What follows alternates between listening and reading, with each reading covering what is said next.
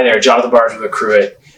I've got an answer to a commonly posed question is whether or not you can exceed 180 days in a reverse exchange or what we call a parking transaction. It frequently engages construction.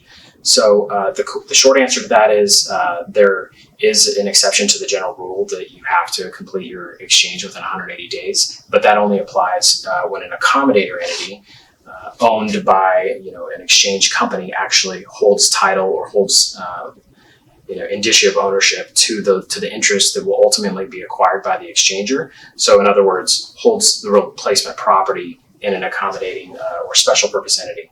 So it's most frequently brought up in the context of the safe harbor, where you have 180 days from when the parking exchange or reverse exchange commences to sell your relinquished property and then acquire the replacement property from the accommodator entity. What we frequently see is oftentimes practical realities prevent that from occurring, because you may have a situation where the exchange value cannot be injected into the improvements or into the ground within that 180-day limitation. And so there is case law and tax authority out there that holds or stands for the premise that you can extend the parking arrangement side within the accommodator entity outside of 180 days. But there is no alternative extension available once the relinquished property is sold. So there's no exception to that rule.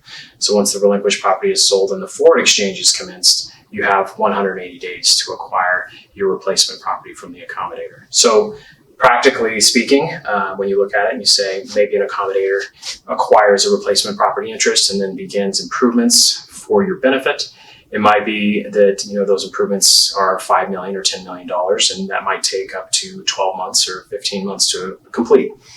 That's perfectly acceptable. Again, using some of the tax court principles that are in the space and that we rely on for the premise that you can extend a parking arrangement outside of 180 days. However, when you do go to sell your relinquished property, that's when you really look at the timing and you say, well, I know what my exchange value is, the value I need to replace from the sale of my relinquished property.